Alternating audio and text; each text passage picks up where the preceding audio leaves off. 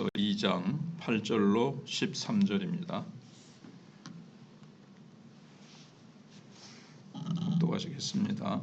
근래에 내 백성이 원수같이 일어나서 전쟁을 피하여 평안히 지나가는 자들의 의복에서 겉옷을 벗기며 내 백성의 부녀들을 그들의 즐거운 집에서 쫓아내고 그들의 어린 자녀에게서 나의 영광을 영원히 빼앗는도다.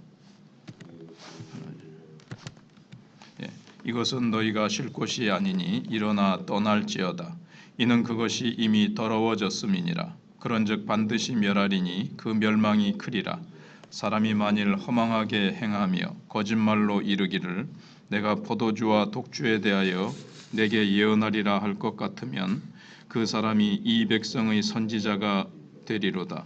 야곱아, 내가 반드시 너희 무리를 다 모으며 내가 반드시 이스라엘의 남은 자를 모으고 그들을 한 처소에 두기를 보스라의 양떼같이 하며 초장의 양떼같이 하리니 사람들이 크게 떠들 것이며 길을 여는 자가 그들 앞에 올라가고 그들은 길을 열어 성문에 이르러서는 그리로 나갈 것이며 그들의 왕이 앞서가며 여호와께서는 선두로 가시리라 하시니라.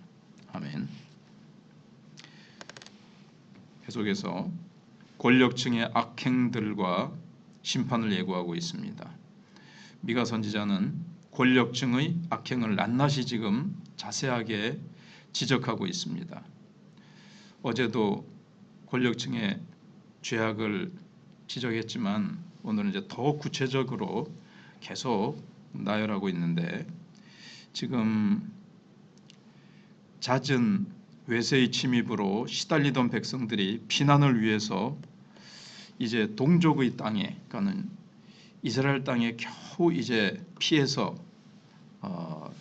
고국에 이제 도착을 했습니다. 겨우 한숨을 돌리고 있을 때 더 무서운 원수가 누구냐면 이 이스라엘의 자기들의 지도자입니다. 권력층이 겉옷까지 벗겨서 빼앗았습니다. 물론 실제로 겉옷도 벗겨서 빼앗았겠지만 이제 비유겠죠. 그냥 정말 나머지 하나밖에 남지 않은 그런 가산 생활에 꼭 필요한 필수품들, 이런 것들을 다 빼앗았다는 얘기겠죠. 또 힘없는 부녀들을 하나님께서 그들에게 나눠주신 토지로부터 영원히 쫓아냈습니다.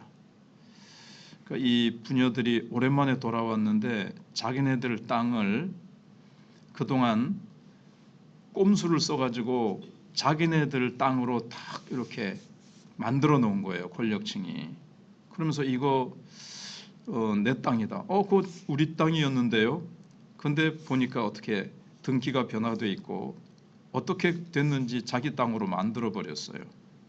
그래가지고 아무튼 여러 가지 방법을 써서 주로 이제 비싼 이자 같은 걸 줘가지고 못 갚으니까 그 대신 땅 내놔, 이런 식으로 이제 주로 많이 쫓아내 버립니다. 그리고 그 자녀들에게서 영광을 빼앗는다는 것은 자녀들이 누려야 될 하나님의 영광들, 즉 영적인 신앙 전수, 그리고 자녀들을 향해서 부모들이 육신적인 보호와 양육 등을 해야 되는데 그걸 완전히 박탈해버리는 일들을 서슴없이 하고 있었던 것입니다. 그러니까 하나님께서 자기 택한 백성들이 정말 악한 자보다도, 그러니까 불신자보다도 더하다 할 정도의 죄를 이렇게 지으니까 하나님께서 선지자를 통해서 경고하실 수밖에 없고, 돌이키지 않으면, 회개하지 않으면 심판하겠다라고 하시지 않을 수가 없는 거죠. 언약 백성의 기본적인 의무가 뭔가 하면 나그네와 과부와 고아를 보호하는 겁니다. 그건 이제 사랑이죠. 하나님의 사랑을 닮은 자녀가 되는데, 백성이 되어야 되는데, 이것과 정반대의 악행들을 권력층이 그렇게 하고 있었고, 이거는 언약 자체를 파기하는 겁니다. 하나님은 우리의 하나님이시고 우리는 하나님의 백성이고, 하나님을 우리는 섬기고 언약을 지키며 하나님 우리를 보호하시고 인도하시는 목자이십니다 라는 게 언약 속에 들어있는 건데, 우리는 하나님의 백성 안 할랍니다. 우리는 하나님의 백성 아닙니다. 또 당신은 우리의 하나님 아니십니다 라고 언약을 파기하는 거나 똑같은 행동입니다. 말은 그렇게 안 해도 행동으로 그렇게 한 거죠. 이처럼 언약 백성들에게 안식처로 주신 이스라엘 땅 전체가 죄악으로 더럽혀졌기 때문에 하나님은 그 땅을 멸망하고 거기에 거하는 백성들을 쫓겨나서 이방 땅의 포로로 끌려가게 될 것이라고 지금 선언하고 계십니다. 이렇게 선지자의 경고의 말씀, 그게 얼마나 귀합니까? 다른 나라는 그런 경고의 말씀, 회개하고 돌이킴이라는 경고의 메시지를 전해주는 선지자가 없습니다. 그런데 하나님이 이렇게 귀한 말씀을 들려주셔도 그들의 귀에는 전혀 그 말씀이 들리지가 않습니다. 죄악으로, 탐욕으로, 영적으로 완전히 소경, 그 다음에 귀머거리처럼 되어서 들리지가 않고 계속해서 거짓 선지자들이 있어서 그런 죄악으로 뺏어가지고 부가 점점 늘어나잖아요. 권력층을 향해서. 그들 향해서 그건 하나님이 주신 축복이고 번영이고 그들이 쾌락으로 삼는 이 포도주와 독주가 끊임없이 부어질 것이다. 이렇게 예언을 하는 거짓 선지자들을, 그러면 이제 권력층이나 부자들이 거짓 선지자들에게 뭔가 먹을 걸 던져주겠죠. 그걸 얻어먹기 위해서 진정한 선지자들, 그리고 또 이 권력층은 너희가 진짜 진정한 선지자다. 미가 같은 선지자는 아주 거짓되고 악한 선지자라 그러면서 그 말을 향해서 막 대들고 그렇게 했던 겁니다. 참, 그러니까 하나님께서 어찌 이들을 돌이키지 않을 때 그냥 두겠습니까? 그래서 북왕국 이스라엘은 결국 주전 722년에 아수르에 망하고 포로로 잡혀가게 됩니다. 두 번째로는 포로로 끌려갈 남은 자들을 말씀하고 있습니다. 하나님은 처참한 이 전란을 거치고 살아남은 이스라엘 백성들을 넓은 공터에 가득하게 양떼처럼 모아서 성문을 열고 바벨론 땅으로 끌려가게 할 것이라고 예언하고 있습니다. 이제 남쪽은 바벨론 땅으로 끌려가거든요. 또 바벨론 땅으로 말해도 되는 게 아수르는 또 바벨론에 망하거든요. 그러니까 장차 바벨론 땅으로 또 끌려갈 것이다. 그래서 북쪽은 아수르에 망하고 남쪽은 바벨론에 망합니다. 이 포로 행렬에도 왕도 맨 앞자리에서 끌려가게 될 것이라는 겁니다. 근데 오늘 말씀 끝에 보면, 그런데 이런 일을 주도하시는 분은 힘 있는 이방 국가가 아니라 하나님 자신이라고 분명히 말씀하고 있습니다. 왜냐하면 여호와가 구원의 선두에 서시게 한다고 이렇게 되어 있거든요.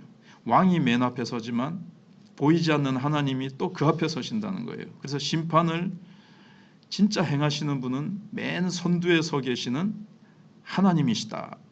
이것을 이제 얘기하고 있는 겁니다. 죄는 하나님과 맺은 언약을 파기하는 것을 죄라고 합니다. 그래서 하나님으로 하여금 심판의 선두에 서게 하는 근원이 무엇인가? 하나님이 심판을 하실 수밖에.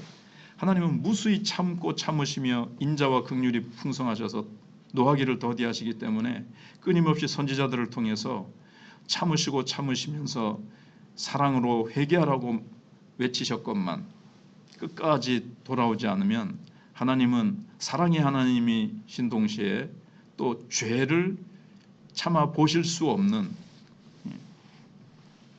물론 당장 죄에 대해서 죄 짓자마자 도하시고 심판하시진 않으시지만 그 수위가 찼을 때 하나님이 죄에 대해서 오래 참으시긴 하지만 영원히 끝까지 참으시는 것은 아닙니다. 그래서 이들을 향해서 하나님께서 이제 심판하시죠. 그리고 또 하나님의 백성에게는 또 징계하시죠. 그래서 포로로 끌려갈 자들에게 뭐라고 얘기를 하냐면 남은 자라고 얘기를 합니다. 이것은 이들의 행렬이 멸망을 위함이 아니라 정화되기를 위해서, 정결케 되기 위한 것이고 궁극적으로는 회복을 위한 것임을 강하게 암시하고 있는 겁니다. 그러나 포로로 잡혀가는 자 전부가 남은 자는 아니고 그 중에 택한 백성이 있습니다. 남은 자들, 그들만 연단을 받고 정결하게 되어서 이제 돌아오게 됩니다.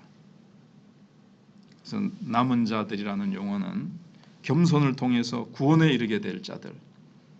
그 중에서 택한 백성들은 이제 끌려가서는 우리가 왜 이렇게 됐을꼬? 이제 거기 가서 회개하고 여호와 하나님을 찾고 여호와 하나님께 붙들리는 그런 남은 자로 그들은 겸손해지고 하나님을 간절히 찾는 자로 이렇게 변화되어집니다. 다 그렇게 되는 건 아니고 바로 남은 자들, 창세전에 택한 자 백성들은 거기서 깨닫고 회개하고 정결하고 겸손한 백성이 되어서 나중에 하나님께서 고국으로 이제 돌아오게 하시지요.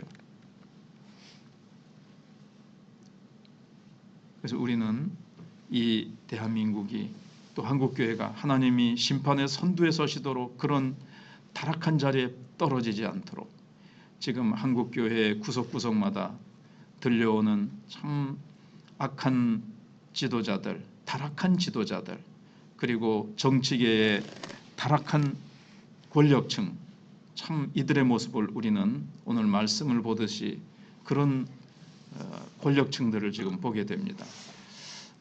이들을 위해서 정말 한국교회가 기도해야 될 때인 것입니다.